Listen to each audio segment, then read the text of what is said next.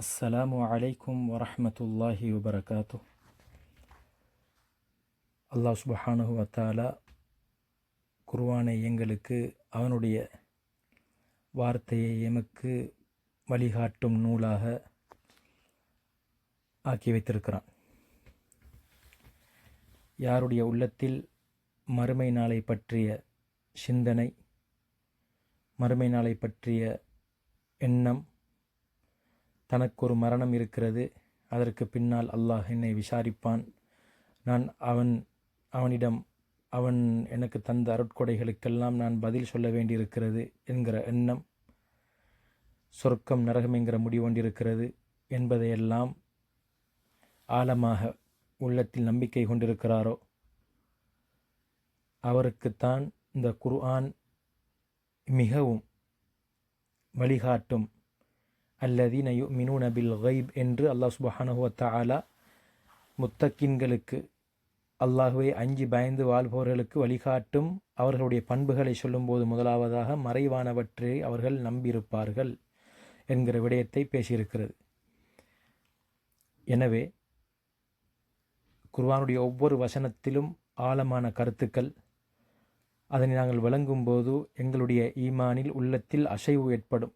அந்த அடிப்படையில் அல்லாஹ் சுப்ஹானஹு வ தஆலா சூரத்துல் ஜும்ஆவிலே வத்குருல்லாஹ கஸீரன் லஅல்லக்கும் துஃப்லிஹூன், நீங்கள் அல்லாஹ்வை அதிகம் ஞாபகம் செய்யுங்கள், நீங்கள் வெற்றி அடைவீர்கள் என்று சொல்கிறான். அதே போன்று அடுத்ததாக சூரத்துல் முனாஃபிகூனிலே யா அய்யுஹல்லதீன ஆமனூ லா துல்ஹிக்கும் அம்வாலுக்கும் வலா அவுலாதுக்கும் அன் ஸிக்ரில்லாஹ், ஈமான் கொண்டவர்களே, உங்களுடைய சொத்துக்களும் உங்களுடைய பிள்ளைகளும் உங்களுடைய வியாபாரமும் உங்களுடைய குடும்பமும் அல்லாஹ்வை ஞாபகம் செய்வதை விட்டும் உங்களை திசை திருப்பிவிட வேண்டாம், பாழாக்கிவிட வேண்டாம். யாரெல்லாம் அவர்களுடைய வியாபாரமும் ஃபெமிலியும் அல்லாஹ்வை ஞாபகம் செய்வதை விட்டும் பராமுகமாக ஆக்கிவிடுகிறதோ, பாழாக்கி விடுகிறதோ, திசை திருப்பி விடுகிறதோ, அல்லாஹின் பக்கம் கவனம் செலுத்துவதிலிருந்து திசை திருப்பி விடுகிறதோ அவர்கள் நஷ்டவாளிகள் என்கிற விடயத்தை அல்லாஹ் குறிப்பிடுகிறான். அல்லாஹு தாலாவுடைய திக்ருல்லாஹ் என்கிற அந்த வார்த்தையுள்ளுக்குள் அல்லாஹ் குர்ஆனிலே 4 விடயங்களை பேசியிருக்கிறான். திக்ருல்லாஹ் என்கிற விடயத்தை, அதில் முதலாவது குர்ஆன், இன்னா நஹ்னு நஸ்ஸல்னா திக்ர வ இன்னா லஹு லஹாஃபிதூன், நிச்சயமாக நாங்கள் குர்ஆனை நாங்கள் தான் இறக்கினோம், அதனை நாங்கள் பாதுகாப்போம். எனவே குர்ஆன். இரண்டாவது வ அகிமிஸ் ஸலாத்த லிதிக்ரி, மூசா அலைஹிஸ்ஸலாம் அவர்களுக்கு சொல்லும்போது என்னை ஞாபகம் செய்வதற்காக வேண்டி தொழுகையில் நிலைநாட்டுங்கள் என்பதாக பேசியிருக்கிறான். எனவே இரண்டாவது திக்ருல்லாஹ்வுக்குள் உள்ளடங்கக்கூடிய அம்சம் தொழுகை. மூன்றாவது ஜும்ஆவுடைய உபதேசம், ஹுத்பா. இதா நூதிய லிஸ்ஸலாத்தி மின் யௌமில் ஜும்ஆ ஃபஸ்அவ் இலா திக்ரில்லாஹ் என்பதாக அல்லாஹ் சுப்ஹானஹு வ தஆலா ஜும்ஆவுடைய கடமையை சொல்லியிருக்கிறான். திக்ருல்லாஹ்ங்கிற அந்த வார்த்தைகளுக்குள் உள்ளடங்கக்கூடிய மூன்றாவது அம்சம் ஹுத்பா. நான்காவது, காலையிலும் மாலையிலும் நாங்கள் எங்களுக்கு நேரங்கள் கிடைக்கின்ற அடிப்படையில் அல்லாஹு எங்களுக்கு தந்த அருட்கொடைகளை ஞாபகம் செய்து அதற்கு சுப்ஹானல்லாஹ், அல்ஹம்துலில்லாஹ், அல்லாஹு அக்பர், இது போன்ற காலையிலும் மாலையிலும் அல்லாஹ்வை ஞாபகம் செய்யக்கூடிய ஒரு நிலைமையை உண்டாக்கி கொள்வது. வத்குர் ரப்பக ஃபி நஃப்ஸிக தலர்ருஅ வ ஹீஃபா வதூனல் ஜஹ்ரி மினல் கௌலி பில் குதுவி வல் ஆசால் என்பதாக அல்லாஹ் பேசியிருக்கிறான்.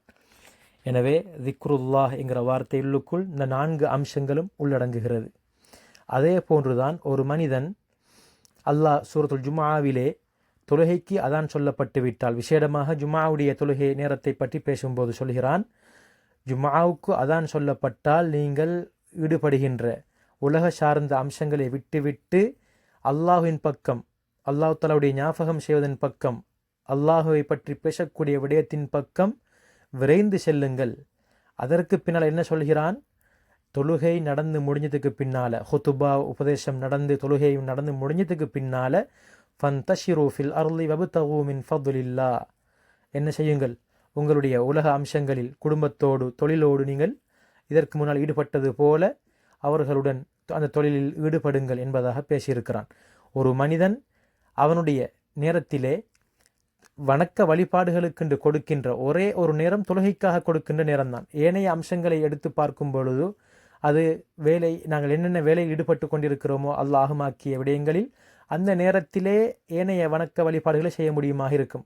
எங்களுடைய நற்குணத்தை காட்டுவதாக இருந்தாலும் சரி, அதே போன்று அல்லாஹ்வை ஞாபகம் திக்ரு செய்வதாக இருந்தாலும் சரி, ஒரு மனிதன் அவனுடைய அன்றாட நாளில் அல்லாஹ்வை வணங்குவதற்கென்று கொடுக்கின்ற நேரம் தொழுகைக்காக வேண்டி கொடுக்கின்ற நேரம் மாத்திரம்தான். அதுவும் ஒரு மணித்தியாலம். அடுத்த 23 மணித்தியாலங்களையும் அல்லாஹ் சுப்ஹானஹு வ தஆலா எங்களுக்கு ஆகுமான விடயங்களில் ஈடுபடுவதற்கு தாராளமாக தந்திருக்கிறான். எனவே தொழுகையுடைய விடயத்தில் அல்லாஹு தஆலாவுடைய ஞாபகம் செய்யக்கூடிய அந்த 4 அம்சங்களில், மேலே கூறிய அந்த 4 அம்சங்களிலும் முடியுமான அளவு நாங்கள் பங்கெடுப்பதற்கு ஒவ்வொருத்தரும் முயற்சி செய்வோமாக. வல்ல இறைவன் நம் அனைவருடைய முயற்சிகளையும் ஏற்றுக்கொள்வானாக.